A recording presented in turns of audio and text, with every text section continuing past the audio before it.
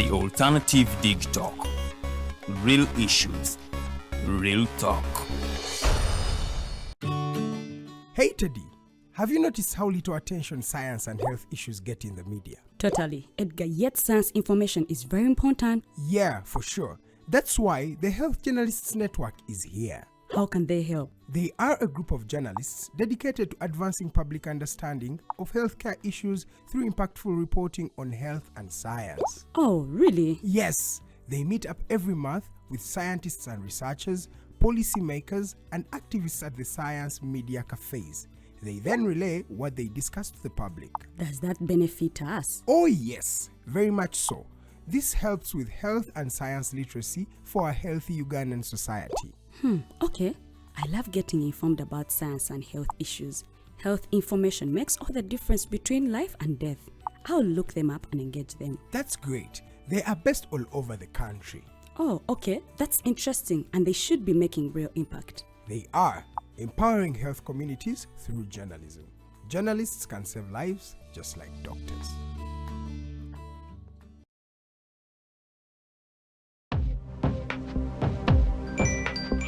Go to the church, though. Tawali man, what's up? Man, can you imagine people just dump everywhere? Someone drinks water and throws the bottle wherever. Come on, Rogers. What else do you expect people to do with an empty bottle? Simanya now, recorder. Did you know that plastics take at least 450 years to decompose? What? That's a long time. Exactly. Because plastics are made out of a lightweight and flexible material that doesn't decompose easily. And plastics everywhere in the environment cause plastic pollution. What is plastic pollution now? It is the accumulation of plastic waste in the environment, like bottles, polythene bags, straws. All of these contribute to plastic pollution. I have been using them without knowing their effect. Yeah, a lot of people have. Plastics are a danger to the ecosystem, both on land and in water. So how can we overcome this problem? Is there something we can do? Oh yes, we can reduce by minimizing the use of plastics, reuse by repurposing them, or recycle by collecting and processing them into new products. Everyone wants to change the world, but no one wants to change themselves for the world. How about we change our habits for the world? And it starts with me and you. This message is brought to you by Alternative Digitalk. Hi Rogers, can I ask you something? Shoot. What does corruption mean? Well, summarily, corruption is abuse of public power for personal gain or for the benefit of a group to which one owes allegiance. For example, when a public office is abused by an official accepting or soliciting a bribe. By the way, private people can be corrupt too, like bribing police officers to escape fines. Okay. So exactly how does that concern me? Well, do you pay taxes? I guess yeah. What does that have to do with this? Everything. Because those taxes you pay are supposed to facilitate services you use, like water, electricity, roads construction, medicines in hospitals, name it. Okay, that is much bigger than I thought. But it can be stopped, right? Well, yes it can, although it may not be as easy as it sounds. And here is the reason why. Corruption roots are grounded in our country's social, political, economic, bureaucratic traditions and policies. So, what has kept it going this long? I mean, why don't we stop it? Well, the main reason why it has been here for so long is because institutions are weak, either as a result of poorly defined ethical standards of public service, weak administrative and financial systems, or ineffective watchdog agencies. What can we do to stop it? At a national level, we must focus on strengthening the independence and effectiveness of public institutions that fight corruption. At a personal level, we must commit to never giving a bribe. I promise I'll never give a bribe. Well, that's a great decision you have made. Me and you now have to spread this message to all our friends. If we all do our part, corruption will be no more. This message is brought to you by Alternative Digitalk.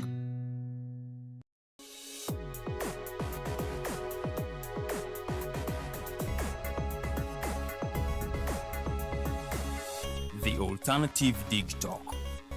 Real issues, real talk.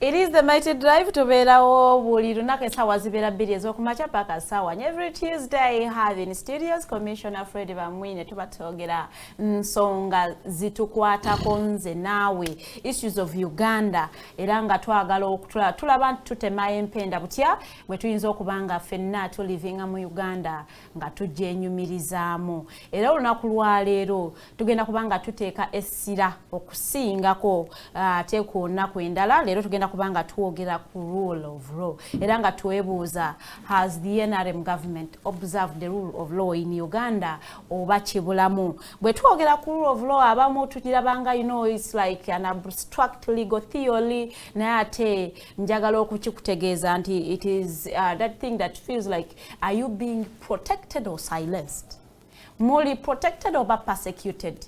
Are you being heard or muli bali ku silencing your voices? So olunaku lwaleero tugenda kubanga ate tukitunuulira nga tu interrogating ebintu bingi nnyo ebize bigenda maaso. Constitution ya Uganda ezeetiginyibwa emirundi mingi nnyo, era njagala okubategeeza nti olunaku lw'eggulo yabadde National Court Open Day era nga yatekinze place wali e Kololo. Bannayuganda nga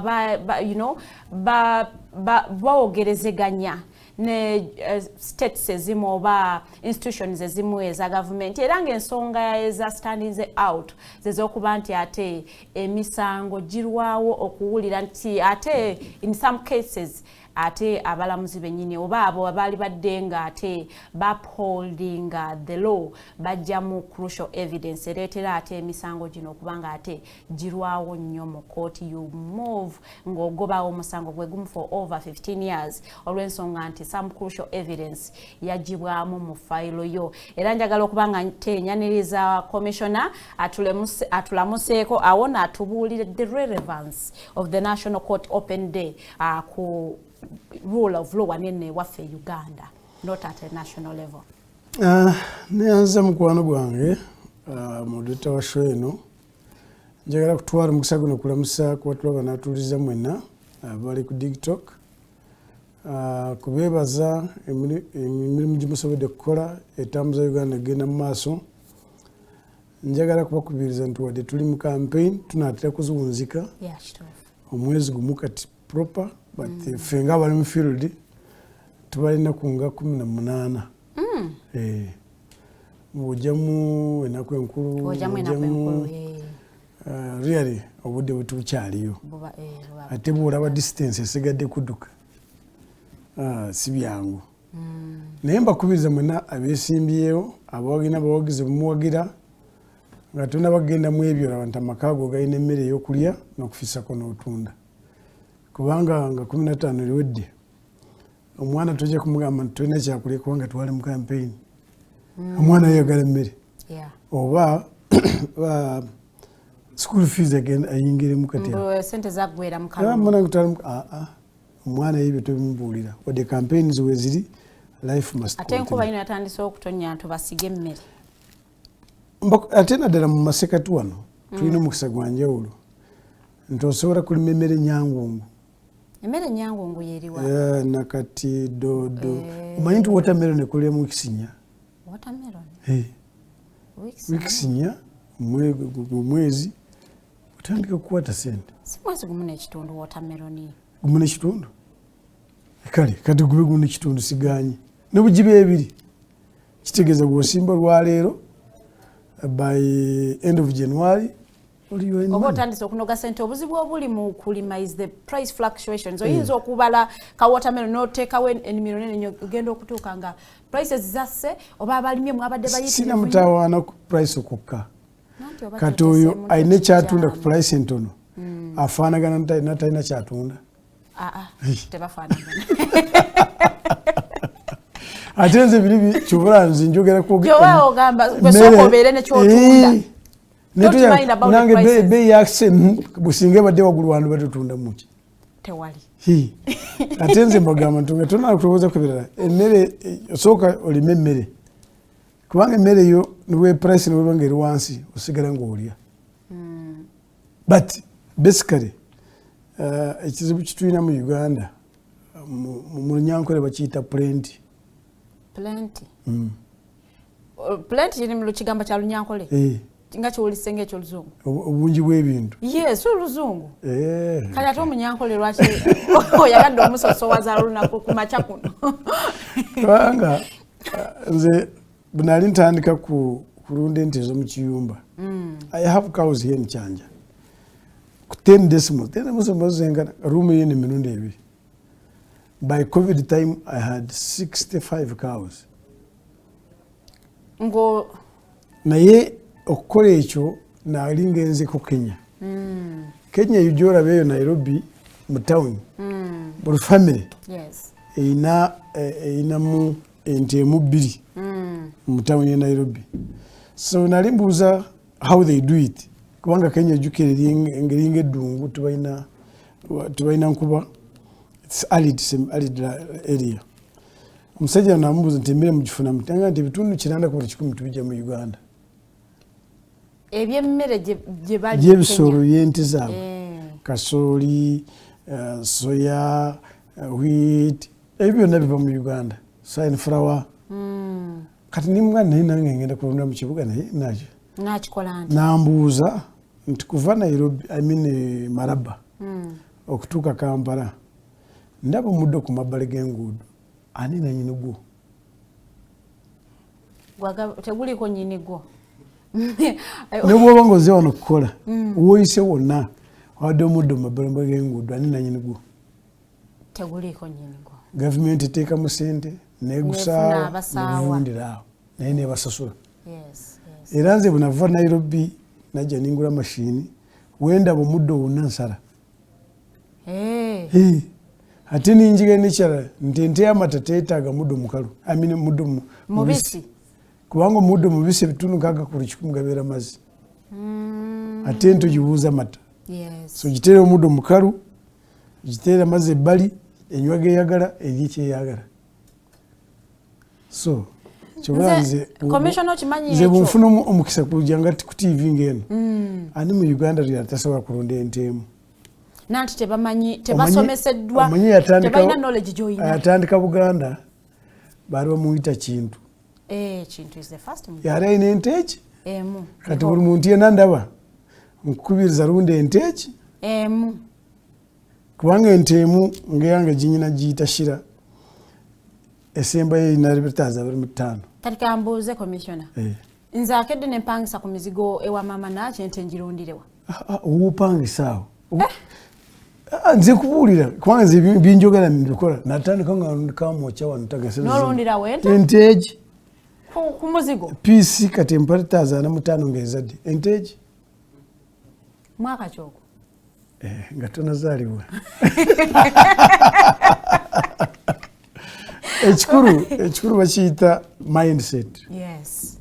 I'm very sure nti tewali Munnayuganda atalina busobozi bulungi ente egi gyebali omuddo nkugambye ogujja realistically gyebali nze nkugambye mindset tikisoboka nze nkugamba nti kisoboka ente egi ate ente ekuwabusa n'obuguza abana bagenda kulima nawe bw'oba olina w'olima n'otwalayo ente okuwa omuliro baguyita biogas nze for the last 15 years sifumbisangako masanyalaze gamufumbisa biogas ate mu biogas newavamu ekigimusa the best organic manure bakiyita biosilary tuli ku ntanti nekuwa amata katugambe ene ekola ekitono ekya liters 25 n'onywako 5 n'otundaku 2 mu Uganda family etunda liters 2 olunaku nze nkugamba nti kisoboka kati okuyamba nti kisoboka jangu nkyalire wange Kyanja naye bw'oba okyala ku fami yange osasula $40 okuyiga kulaba ebitukola ate gwe omusaala gw'abakozi so omukisa gitulina mu Uganda wala tigiriyo Kenya an arid land tebalina nkuba naye they are real hustlers naye kati kizibu kya wano bwonja ngenze kusula wano ngenda kufuluma nsanga kyayi nga ninze wentasasudde ntuuka wali ate Sentongo nterako airtime 2,000 nazikuteerako ogakumalulunaku ng'oli mitwalo ng'ebiri twinge tulina kyokoze naye amawanga malala you must hustle bananga buli kyokwatako abandaba nzina campaign eyokulunda entemu nga sinawe kujja kushoya mwe nawalala bya gavumenti nsooka mu busa saawa 10 sooka mu busa ntulongosiza ente ntuzikama ninvayo nga buli kimu kiteredde buli munauganda abeere n'entemu eki n'ekimwe bwatwale bwakwata emu n'alaba ekivaamu ajja kwongera ebirala bibye ebirala bijja kujja so mbayigiriza banange mulaba tumwine kimukola ekireete sente n'emmere. Well, oli ku Mighty Drive we interrogate power policies and the promises made by the government. Kakati njagala by the way nekyo twakisuubira twasuubiza enyingiza y'amaka household income kati bw'owa mpisi nze mbangamba nti wayi ekyo nakyo nkiyisizaawo egwe oba otambulidde mu ebyo bye musuubiza the promises that are being made household income yes efunye enyingiza y'amaka bwe bulamu ne okusobola kuyamba amaka ago naawe ng'omuntu n'eggwanga omukutwaliza ntambula genda bumaaso ekyo nno bw'okyogera bwotyo kiba kituufu naye katugende ku the depth of the topic that we have today ya rule of law nga tetunnagenda nnyo ku butya NRM government yo gy'oweererezaamu emirimu gyo bwe upholding the rule of law. Njagala tutunuulire ebikujuko ebyabadde wali eri ekkoolo yesterday nga the public eri mu kuinteractinga ne abakulu okuva mu judiciary wabaddewo ebitongole ebirala bingi nnyo ne issues ezaraisingiddwa olowooza nti bannayuganda oba ba citizens ba Uganda tebaluzinze trust mu judicial system kati nobadde kuki because they do not have an option kyebalinawo but they do not trust the system kati ali omukwano gwange yagenda n'azaala omwana omwana n'alwawo kwogera naye omwana ng'akola buli kimu kyomugamba kiwulira akitegeera like nategeera genda okole kinadduka nakikola naye bw'ajja bwabanga alina kyagala kubako n'akulaga n'alwawo kwogera naye Katonda omwana wa kikaaki nze omwana nga ntamye naye omwana we so abaganda balina olugero nti n'azaala ekibi akiwongerera this is our country kituufu ekyembi butwogera ku Uganda tugigeraganya n'ensi endala America erina emyaka 35 it would be wrong comparing Uganda and America kituufu I agree naye juzi wali omunayuganda yalondebwa okubeera meya wa New York mutabani wa Muhammadu Mumdani ensonga zonna ziyayugere zamuyisaamu kufuuka meya nawe noweziri kati webuuze America mu myaka 35 bweba China high cost of transport China high cost of power China high cost of living mmere kati fateba nakubeera netengerere. But you also realize, Commissioner, nti nze naawe tusobola okukaaba ekizibu kyekimu at different levels. Fine. Yes. So tukijjawo nti mukaaba levels zimataringa okukaaba okubeera kwekumu kubanga okukaaba kwakaaba. So why I'm bringing it okusooka kunyooma ekyoyina. I think that's fundamentally wrong. I'm a full-time participant and follower of Uganda's events kuva bunakula. Olunaku nteeka okumanya kiba kigenze mu maaso mu ggwanga. So Uganda olwaleero abasinga obungi bagyogera nga basinziira ku gavumenti ya NRM. Because gye tulabye for the past 40 years. Naye nga waliwo emyaka 2 egyasooka tulina mu presidents 8. Mu myaka 2 twabeeramu ne ba presidents 8. So you ask yourself, how come presidents baali 8 myaka 2? Government myezi 2 ng'ekaddi. Ne bagijjako. Mwezi gumu nga tekinge n'envizi So government ya NRM kyasooka kukola kuzimba musingi of the state, to have a strong foundation of the state. Kati bw'omala kuzimba musingi eno waggulu oba oteekako amataffaali waga 99 waga siminti oba mwoki waga gabumba kasita omusingi muki munywevu. So mu kuzimba state eyo mwe mwagira ssemateeka ya Uganda ya 95. Ssemateeka eyo yeteekawo ekitongole ekiramuzi ekyetengeredde ekiina bajeti yakyo sigali ya kusatu erya gavumenti. Now bw'omala kulaba nti ekitongole gyekiri twagala balamuzi bameka nekibuuka ekizibu. Okay, tubafunye tubasasula tutya? That's why emyaka kati giringa 7 tufunye ekibayita fundamental change mu judiciary tutya nti emabega abantu bavanga mu judiciary bagenda mu private practice y'abalooya. Kati kiriwo essaawa eno for the last 7 years abantu balwana kuva mu private practice bayingire judiciary because there is security of tenure and there is good emolument. Kati there is a shift now. Kati ara kuyingira judiciary kati it's so difficult, competition is high kubanga tulina omuswenyi omunywevu gw'eggwanga gusobodde kugeneratinga esente tusobole kusasula bulungi judiciary. Era bw'oba nga an active participant and follower nganze ojja kumanya nti enamba y'abalamuzi eyeyongedde.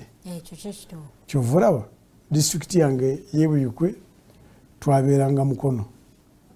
Mukono yennyini twabeeranga Jinja. Now Mukono is a high court, Rugazi is a high court, kati Luweero wano is a high court, Wakiso is a high court. Ebyonna tibyaliwo. This is a very short time. 40 years is not a short time. No, what I'm saying, omukuzimba judiciary eno kati erese these kind of changes, it has not taken 10 years, it's less than 7 years. Mu myaka 7 tusobodde kulaba nti expandinga the judicial system, ntwongera abalamuzi ne beeyongera ate n'ensasula yaabwe nga nnungi. 2 kandi kubera kalango now judiciary ne adapting a policy nga tulwana ne backlog emisango butaliwa mu kooti ekyaliyo ne adapting a policy eyibayita ADR bagiyita alternative dispute resolution. Edde bitwakolanga bataka kutuula ne basala ensonga kati twabirese mu kooti era kati tuwala omusonga okugenda mu kooti essaawa eno ne mutandika trial bagamba basooka musooke mwogeremu musooke mutabe nti temusooka kutegeregana ddala. Kati kooti nebateerawo n'omukozi bamuyita mediator oba arbitrator abakwasaganya enjuyi zombi abatabaganyi. And I can tell you arbitration and mediation ekoze emirimu mingi because abantu abasinga obungi baba baagala balabagane mu maaso amugambe gwansobya naawe nze nakusobya without the legal gymnastics. Era kyembalinyala kugamba nti kati I'm now an internationally certified mediator and arbitrator from an arbitration society of Uganda, AMSU. Congratulations. Certified. Congratulations. Mulimu gwange guliwa kutabaganya polisi ne sentongo balina butakkaanya nimbayita hawaii oba omukubona gye nantuukirira nimpita munne tumusobola kutegeregana mu Luganda ogenda kulaba mu wiiki emu ebiwedde bibande badde bamale mu kooti emyaka n'ebisiibo ne wavaamu obukyayi ne wavaamu okuttingana ne bavaamu okusaasanya sente. So judiciary in an effort kendeeza emisango bakkiriza ADR, alternative dispute resolution. Kati ekyo nakyo kituteeko ku misango. Judiciary expanding. Yes. Now, so namwe musasulwa government? No. Bari basasulwa government abari addressed to court, but they are private mediators abatali mbya court. Like when I'm independent, the partners agree that I'm the only one to mediate. So we make an agreement with songa mu ggwanga mu bwangu twalujanga ku mujimba. Tulina mutawana. So the parties involved be bakusasula? Yes. Okay. Ate baronda n'omuntu obasamu obwesige. Nti ono yaba tabaganya. Oh no. Now, ekyo nga kitadde bali, the biggest problem lies with the lawyers. Obulimba? Baloya. Obuzibu buli wa? Ekisooka lawyer wa ssente nyingi. Ekyokubiri, baloya batono abaagala ensonga zigwe mangu. Baagala omusango gudragi ng'ogyeko ziri ziwamusasula oyongere okumusasula buli kugenda mu kooti abamu baaba emitwalo 10 abalala emitwalo 2 buli kugenda mu kooti so kati baloya batono abaagala omusango gugwe mangu, and that is the biggest problem. 3, of course, nze ntera kubabulira nti as a country also we need to change the legal regime. Amateeka ge twasikira agafuga empuliriza y'emisango nga giri mu kooti. For instance, omulamuzi bw'aba awuliriza omusango tolina buyinza bw'omugamba nti ng'otambudde kasoobo. To me that's wrong.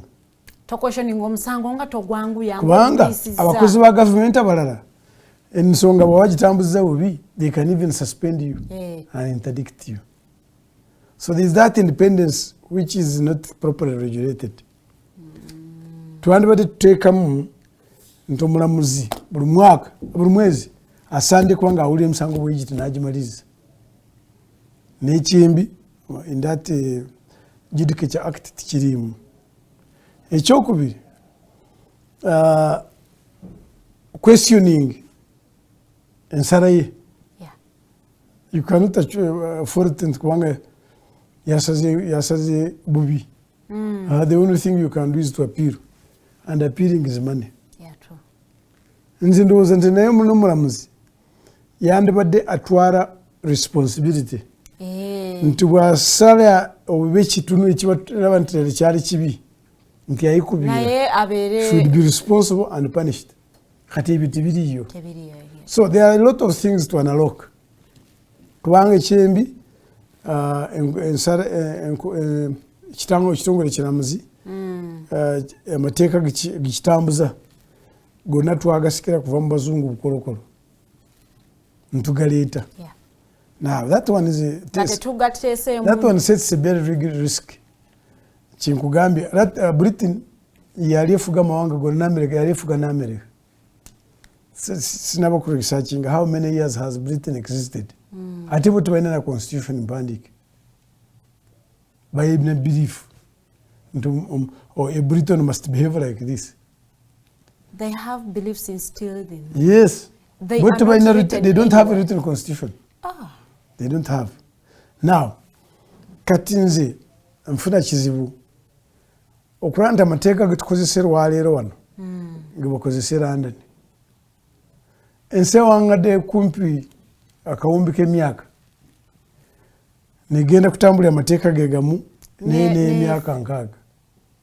That's unbelievable.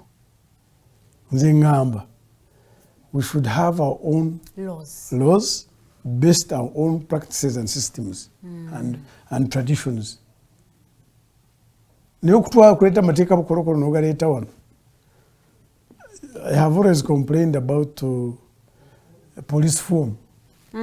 Bunkusimba oli kati n'ogenda ku police kundop basooka ne bakubuuza what is a tribe. Musajja yankubye oli kati tribe obulumi bwange bulireeteka butya ne tribe mwenva. Because that was a police form designed by the colonialists. nga baddugavu tolina bwali oba identifying because they don't have plot numbers. Ng'olina okuwaayo tribe yo. Oba oli awo twandinoonyezaawo. Tunoonyezaawo. But I think that some of those laws are outdated. Nze ku lwange twandibadde tuzireviewinga ntufuna those laws which are in conformity with our traditions, systems and cultures, and which promote a quick judicial system. Talking about colonialists and how we're using old laws, is that way about colonizing? Ekyo nno kireetawo ebibuuzo ebiri ku nsonga ya independence. Olowooza Uganda eri fully independent with such kind of laws that we are practicing? Omuntu osoose kubuuza ekibuuzo ekyo. I've always been in the media. N'abasinga bungi tebakibuuza. And my honest truth is, sikanya n'abayivu nga nze. Ku lwaki tokanya nabo? Twafuna obulwadde babuyita comfort zone. Muntu wakoma okubeera n'obuyivu wakoma okutya to make a risk. A lot of us fear to make risks. Naye nze tonteekamu. Nze okukuba tikintwala ya ddakiika. I risk and beat you. N'okwatagana n'ebina gyafu. Ekyo kiwedde ensi nkukubye oli ebinaddako birala. Okay.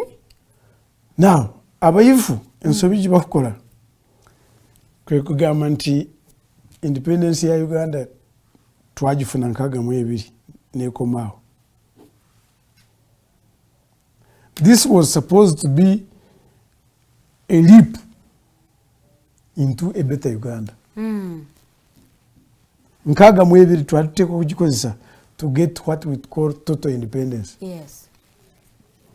That's why kuva mu mwaka gw'62 n'okutuuka olwaleero tutwala ebitusuubule bweru nga bikyali in raw form ng'abakoloni bwe baabeeranga. Up to now mpulira ennaku zino ate wulira n'abantu abasomye nabo ebbeeyi y'emmwanyi egudde. Really? Who fixes that place? Are you there? No. Because we are still exporting raw materials. Yes. Nga bwe gwali nga tukyalimu ate kati kiri bubi nnyo kubanga omuzungu yagira mu kala bagiyita neo-colonialism. Bino empewo eno gituliko. Who controls it? Bebali. Kati mumuliridde abayivu b'ennaku zino. We are somewhere. Two, mwense yetongodde. How come that you cannot pass a budget? World Bank and IMF think that is Teba province. How? This is your budget. Why are we seeking approval? And kubanga they are the big boys. If they don't, baja kufuanga katadoba. Naye ekinuma kikiriwa. Nina abaana bange bonzaala omu ye Shaka, omulala ye Kabalega, omulala ye Mwanga, omulala ye Sankara.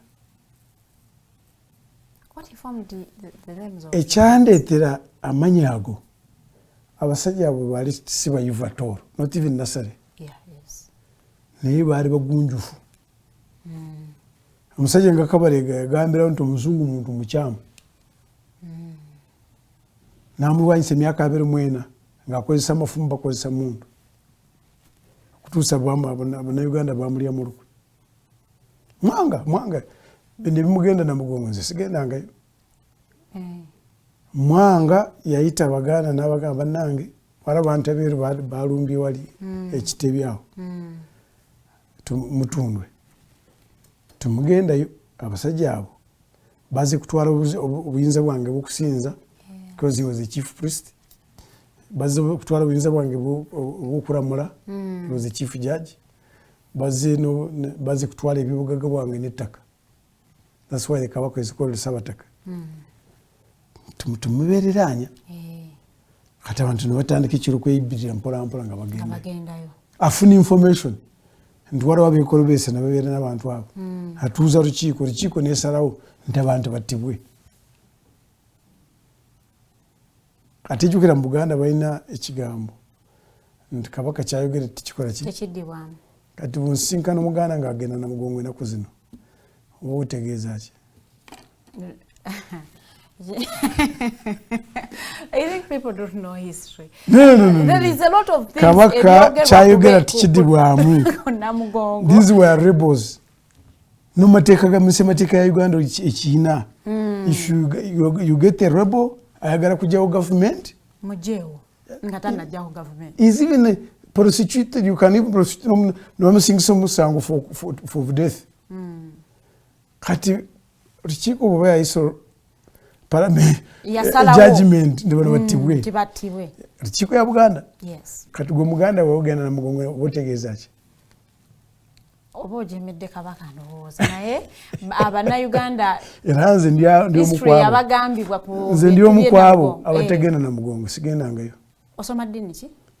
Ya Kinansi. Oli muntu wannono. Ndi wannono nnyo, ndi Mufirika yennyini. Ndi Mufirika yennyini. But really what I'm trying to bring out, abayivu bakabalega bate basomye wadde nasale. Naye ennaku zino tulina n'abantu ba PhDs, doctorate. Yes. N'history nga bamusomye bulungi. Naye bw'alaba omuzungu atandika kutiitiibwa. Superiority complex. Inferiority. Nanti bw'alaba oli abo mulabanga superior, you know. But Kabalega did not see this person as superior. Neither Mwanga. Yamulabanga competitor. Neither Shaka. They saw these are human beings who had come to exploit us. Niyabe ennaku zino baagala AC, 4-wheel drive, smartphone, internet. Because who controls those things? Bebazungu betugamba nti twabagoba. And you think you are better off, eh? Nintegera yange Kabalega ne Shaka ne Mwanga basinga beeyivu b'ennaku zino ba PhD. Because a PhD person is supposed to think. Actually, a degree person is supposed to think for a better society. Naye kati sebo America kinenza kwate kyagala bajja kunyima visa. So what? They are going to blacklist me. Yes. So really, mambo bado. Omugenzi kyangoma kyo yawandika ekitabo, A Struggle for the Second Liberation. Yeah. But as we have to launch that struggle in all of you. Tuige, how would we survive in this gigantic neoliberalism? Kubanga bazi kutumalawo. Obalaba resources wonna bajja kwetolwa na kyembalira bakufunga kataddo. Have you ever known why Gaddafi was killed?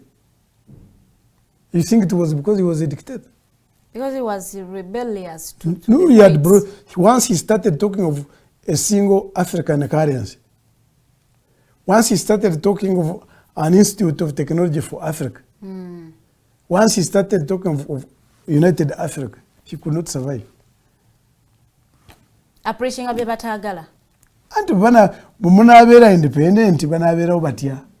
Kubanga eri babeera mu butiti ne bagera ne beera ne hot summer. Yeah. Two conflicting seasons. So without you they can't survive.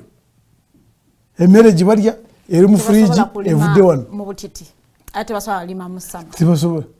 Emmere yonna bagijja wano bagitwala mu fridge. So the day Africa becomes liberated, they'll perish. With this notion of the world is now a global village. Which village are you talking about? The interconnectedness that we Commissioner. What is happening in America can be felt in Uganda and maybe netukubaganya ne kubirowozo. But can a country like Uganda stand independently without the influence of the people? As long as it has independent people. HMB, the education system was purely designed to incapacitate Africans and Ugandans.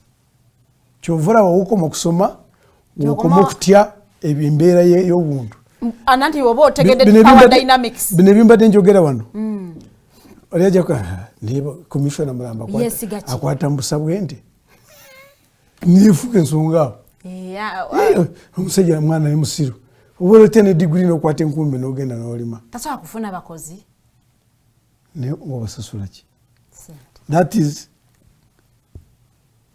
enslaving mentality bw'osoma nobeera nedekoti ngeno nettaayi oliwa kitalo nnyo tusaanide kukwata mu busa tusaanide kukwata nkumbi that is enslaving mentality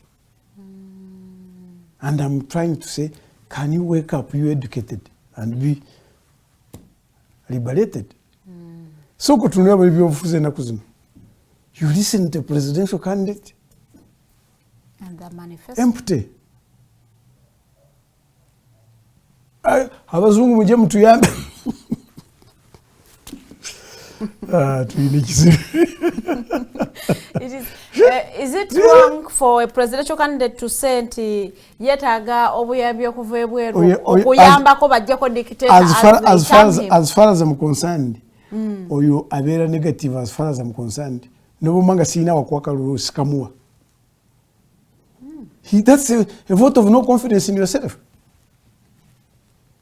beba nabawulira UN jangu bring forces to help us when you are human beings also abagenda kuleta they are also human beings from other countries exactly so we need to liberate our mind we need total liberation of our minds that's when we can talk of independent countries bino bituyina byakigumaza ngente esura ku kyoto byakigumaza kati let me ask you tusasanya ndowooza I don't remember but I think around 3 trillions on parliament singa eyo parliament tugijjawo trillions 3 zimba amakolero ameka zisobola but we need to first interrogate the relevance of the parliament anti kyenkugambye parliament tugijjewo kubanga twagala kuzimba amakolero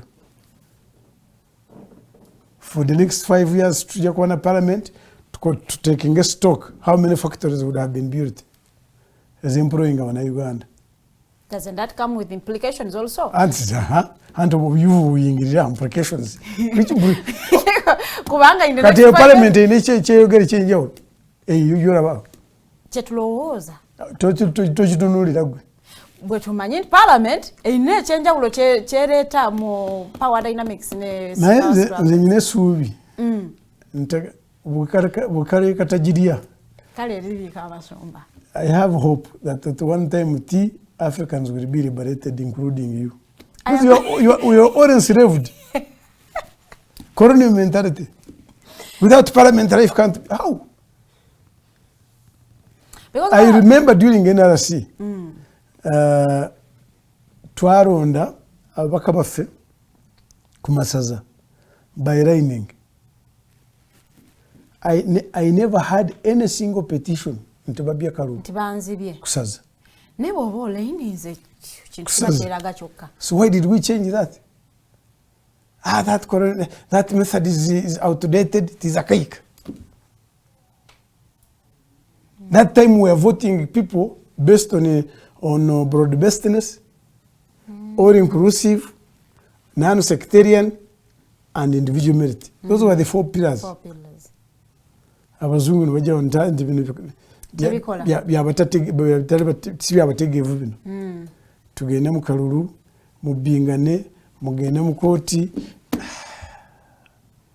ne resources because that time they could put candidates there in one platform. Yes. Onayogera bamaliza nemubajjawo nemutandika nemubagaya olabadde mubbi wambuzi oyo mutemu atuwegunde.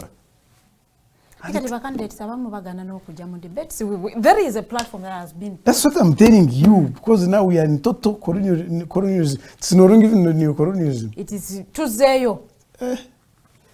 Tusinzeyo kwangati. That time we used to talk of slave trade. About twara slaves. Nega tufe twara obisho ngababa kaka. But we go willingly. Tusasa nokusasula. Yes. tonakulya abaana basasula kugenda Dubai manyeruddewe bayite tebasasula sente milioni 10 genda waggulu genda kubeera mu kiyumba ninga alese eka yettaka waka nze nkugambye nunda ente mu 10 decimals nuyo yalese eka yettaka waka nagenda kubeera serevu nasasula kubeera serevu lwaki abo tebeetaaga mbooko kubanga ti bakizimba mu bwongo nti ebirungi biri bweru.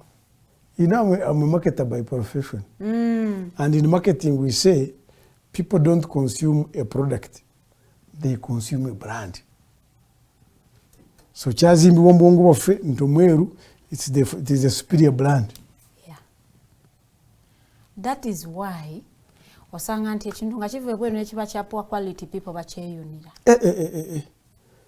England. This is made in England. Tubala tugula UK used.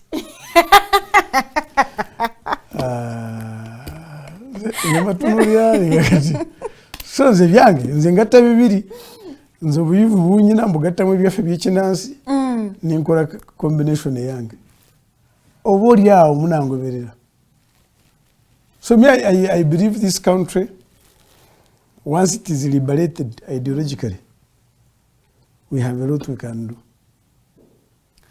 Getting away from liberation, tutunuulire ku systems. Olowooza Uganda ezimbye systems where the rule of law rules over power, like but power doesn't influence. It cannot build those systems you're talking about. Kubanga buli kimu kyogenda kukola osooka n'obuuza ku bazungu kino bannange mukiraba mutya. That one is God. Mukikola. 2. A superior system cannot be allowed to progress. Kubanga bamanyi nti ezibula amaaso abannayuganda. So they were frustrated. Twali tulina enkola bagiyita movement system of governance, which was built on 4 pillars. Broad-based, all-inclusive, non-sectarian, individuality. Abazungu bakitunula kino. Tebatuve mu ngalo bano. Kubanga ekiseera ekyo kyali kiseetaaga kulonda omuntu tukubanga yambadde kyenvu mala the issue was obuntu bwe ng'omuntu buli butya atunulira ati muntu munne amutwala atya period. And you elect that was not the issue. And I can tell you the quality of NRC and the quality of the current parliament, they are totally apart. So no omuntu that one is quality.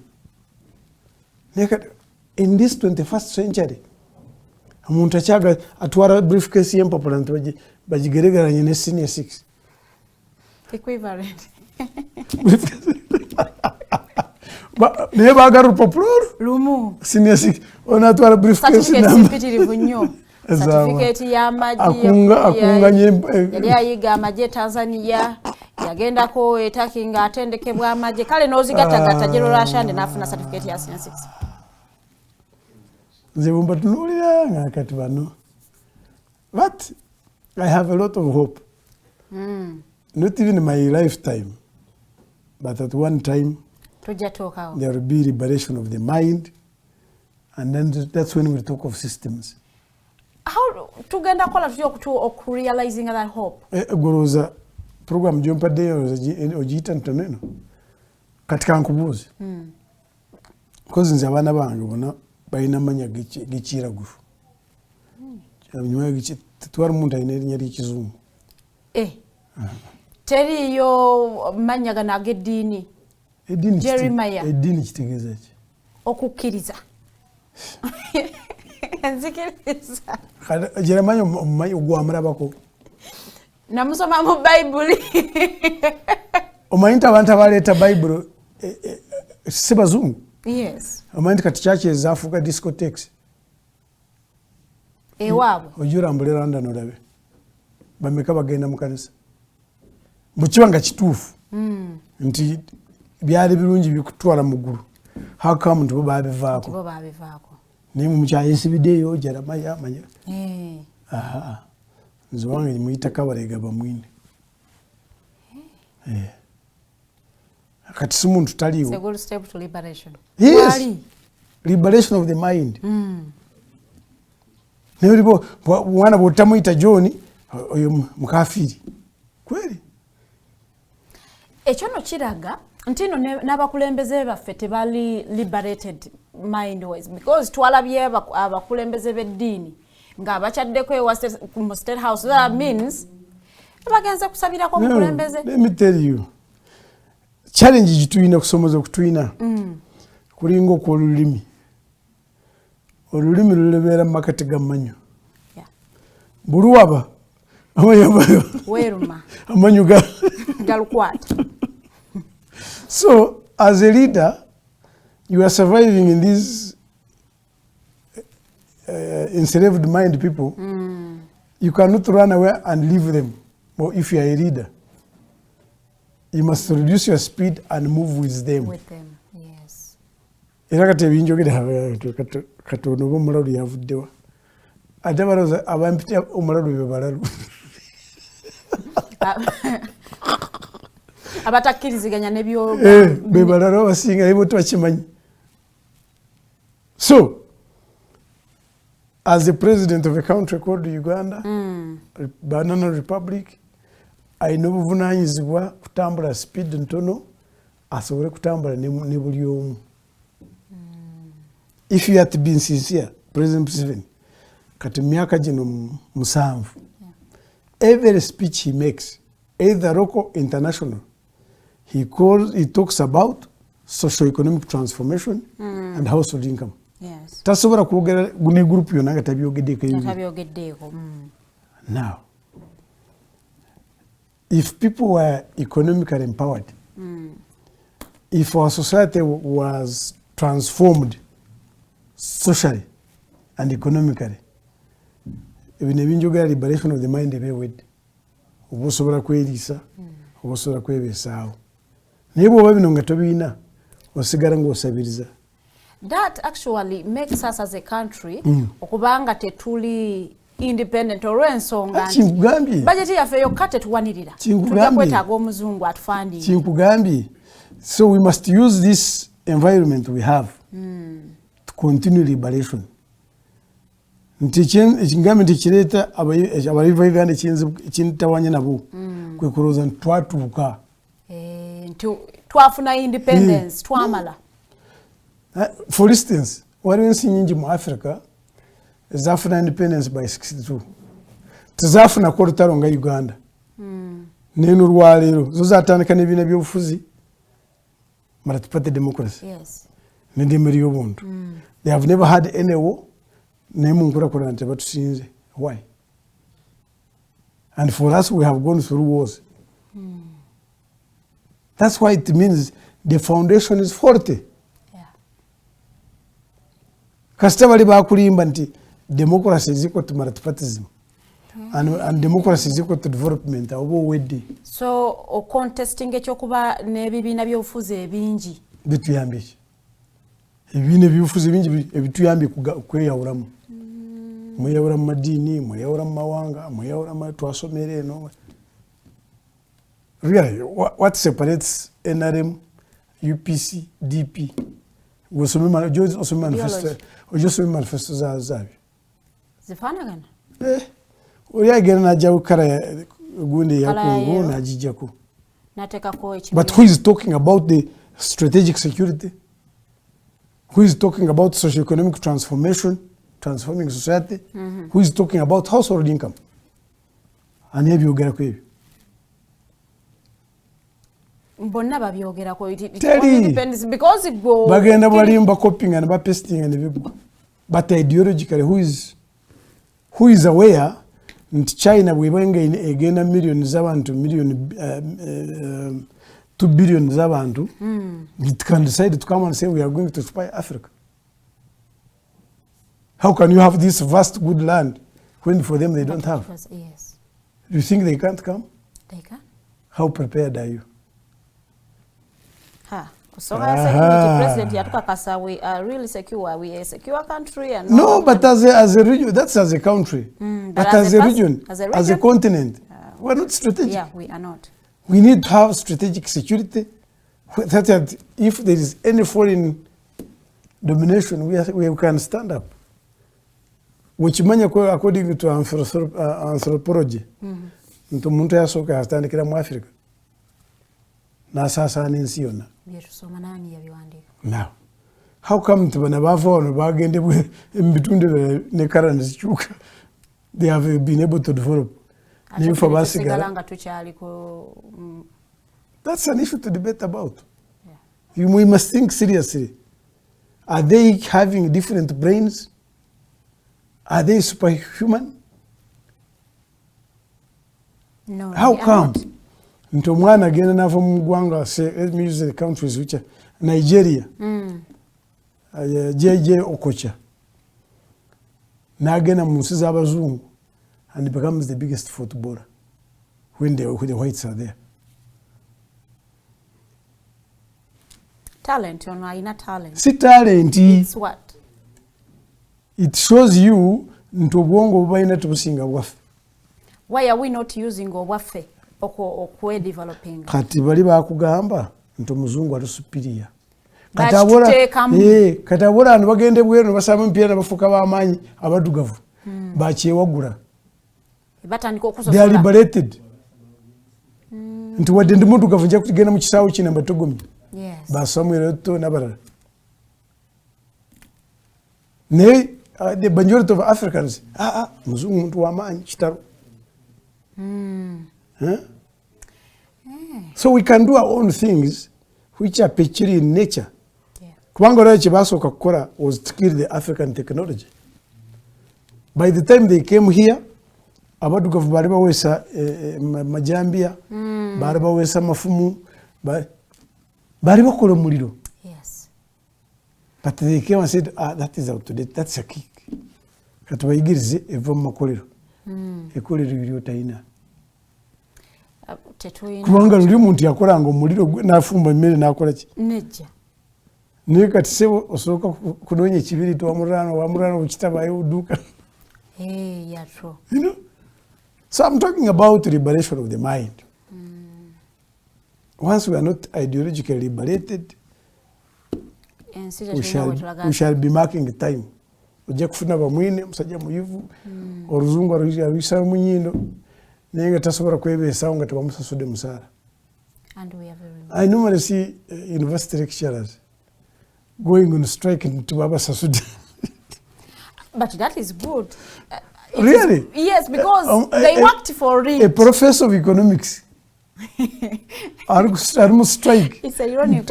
Ndikuyanga tebamusasudde. Naye bw'aba tebamusasudde. But I thought a professor of economics would be an example. Be okay. But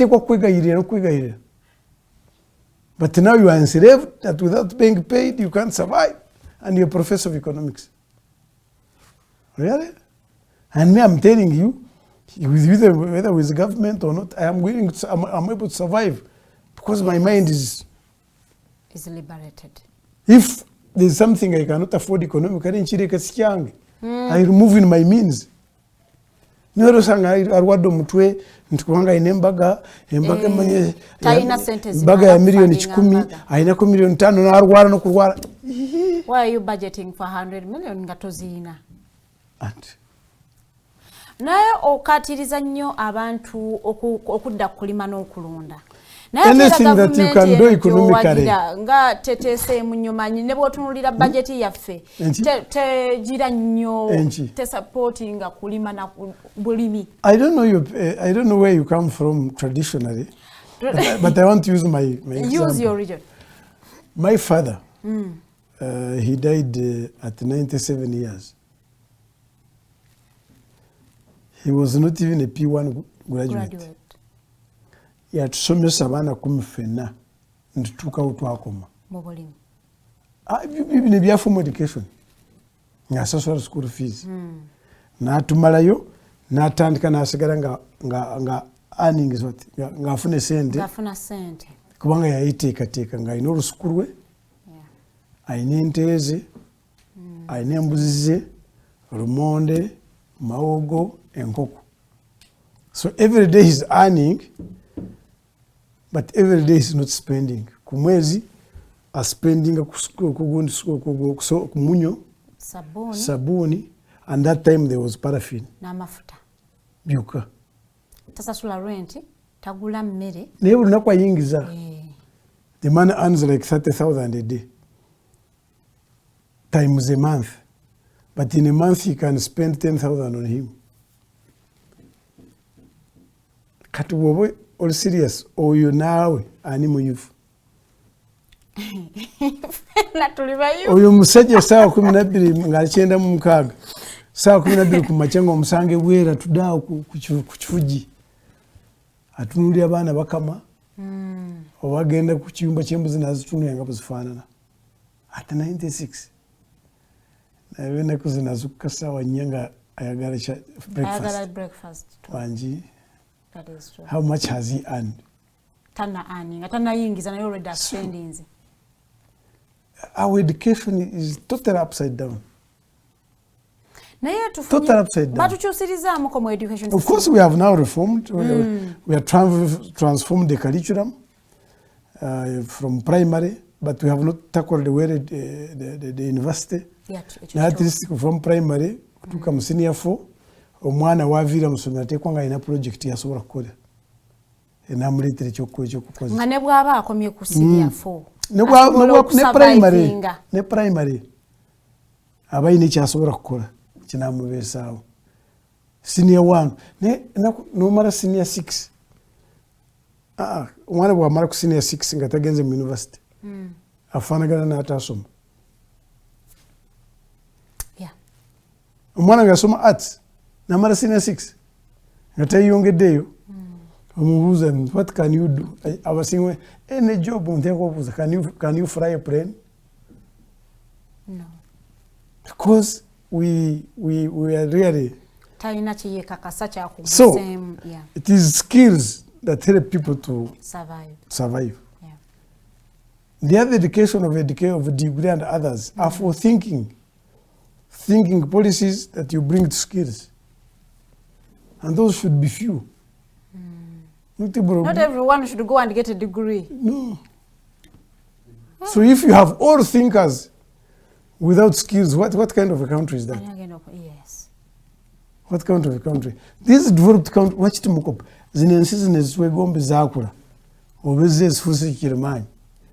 They have not become that because people have degrees. They have become strong and superior because their people are skilled. From nursery, omwana ayagala kufuuka makanika w'emoroka. Ajja ng'ayiga ekyo kyokka. Tebamuteekako birala. From nursery, omwana agenda kufuuka doctor. Tubununa bunkubamu kafaananyi bitwasoma Tennessee Valley. Canadian Prairies. Canadian Prairies. Byali byaki? Tennessee Valley Authority. I swear. Ebyo nabyo nibisasoza omusomesa. Achumudi's principal. So really, we need to continue provoking our mind to get the right skills, to get the right education, but also okuyamba abantu ne bamanya nti okwogera Oluzungu n'okuba ne diguli tikikufuula wa kitalo. Ekikufuula w'ekitalo ke capacity okukola ekintu ekikuwa ensimbi. Nkikuwa emmere. That's when it become ow'ekitalo. Naye bino ebyokubeera omusomesa wa economics nga tosobola kwebeesaawo nga tebakusasudde. Tebamusasudde musaala asomesa economics. Why are you not practicing? Which kind of economics are you talking about? Every teacher of economics should have a demo. Hey. Nabasomesanga preparation of oxygen in the laboratory. Abasomesa abatu. Yes, they should have a demo. Byasomesa nga byakola. Nga bi practicing. Nze bimba buulidde mbikola. Wange si wala kyanja wali. Leete emitwalo ena ojjola ebinkola. And me, I will visit as a media house. I have no problem. Come. Yeah, thank you so much. Naye emitwalo eno gimanyi. Mwebale nnyo abatambudde naffe ngenda kusaba commissioner tusiibulire wano. Okowe. Nze nga mbasiibula bimbabuulidde biruriyo. I'm a fan of the Eastern Asian tigers. Zino ensi ez'abayindi. Malaysia, Singapore, China, India, ezensi zonna ezo zaalinga ffe. Naye zaasalawo okugenda mu nkulakulana. Kasita zaasalawo ekyo mu okukulakulana, then zaakola ebintu bisatu. One, nti enkulakulana tebeeramu debate nyingi. Two, nezisalawo nti omukulembeze bamuvunaanyizibwa ateekwa kubufuna without disturbance. Three, nti butwanga tukanyiza ku nkulakulana omuntu yenna gyekiika mu maaso tumutomera ng'eggwanga. Alemesa enkulakulana tumutomera ng'eggwanga. Ekisembayo nezisalawo nti buli mwana yenna ateekwa kuyiga ekintu ekiri mu mutwe gwe ne mu mikono gye, skills, then nizifuuka nga ezibwe ziri. So even if we copy and paste here, that is enough. Kubanga zaalinga ffe kati they have taken off now. Tuwaliwo nsonga lwaki tusobola na kukopa. Ekisembera ddala tuli mu campaign tugenda kulonda president n'abaka ba parliament ng'ennaku z'omwezi 15. Mbakubiriza tuwaba kulimbalimba kusikiriza okuyingira mu bwana lukalala. Nomutandika abyukwere mwantu wetuwesobolera obwo. Nze muganda wange oba mukwano gwange baba yayingira ebitongole by'okwerinda byonna. Bwangamba ekigambo nti wano tosalawo, nze nsalinkiriza eri. Bw'aba nkoze kwefujjo ngenda nimulopa mbakamaabe. Naye nze kulowooza nti nja kwangangawo byokwerinda. That is like taking poison. Mbasaba tugende mu kulonda, mwogeze olulimi oluwooma, nga 15 nga ziwedde tudda mu byalo byaffe wetuwangaalira n'abantu baffe. Kino kiseera kya kulonda abakulembeze, si kiseera kya lutalo. Kambagalize ebirungi, Katonda abeere nammwe. Amina. Njagala okubajjukiza nti nno omukulu CDF General Muhoozi Kanyarugaba yabategeezezza nti bw'omala okulonda genda ewuwo. Tobeera woolondedde. Simanyi oba yasomye constitution etugamba nti be 20 meters from the polling. Anyways, yabagambye it is your time. Kyeyagezako kubagamba kiri kimu. Ntakale n'abiri oteega nga kalaba. Abagamba nti mumala kulonda musigalaawo, they are planning for violence. And this country, security services are ready, cannot allow lawlessness. So byuko byokwenye bano mulike kulimba abantu mwagala kukola violence. Nababeerewo balabenga obululu bwabwe. That's why we're saying you have your polling agents, they should remain there as observers. Nokubala kulonda kinaki. But those who are preparing for violence, they have no space. Njagala okubaagaliza olunaku olungi kansuubire nti muggyemu ekyokuyiga. We've talked a lot of things. Bw'osobola okuba nga ate oyizeemu naye okwongereza ku commissioner kyayogedde. Make sure olina ky'oyingiza. Make sure you are selling something. Bw'otyo bw'onoosobola okuba nga ate osurvivinga mu nsi yattu Uganda. Agambye anyone can be able okuba nga alondawo ente mwemwemu. Make sure you have one cow. Ndowooza ogwo omulama tujja kuba nga tugutembeetera ddala till Ugandans understand nti household incomes, it is something that is very important and crucial. Njagala okubaagaliza olunaku olungi. Tusinkane olunaku lw'enkya essaawa zigenda kubeera 2 ez'okumakya era tujja kubeera wano ne presidential candidate Mbaraka Munyagwa. Have a very good morning. Have yourself a good day.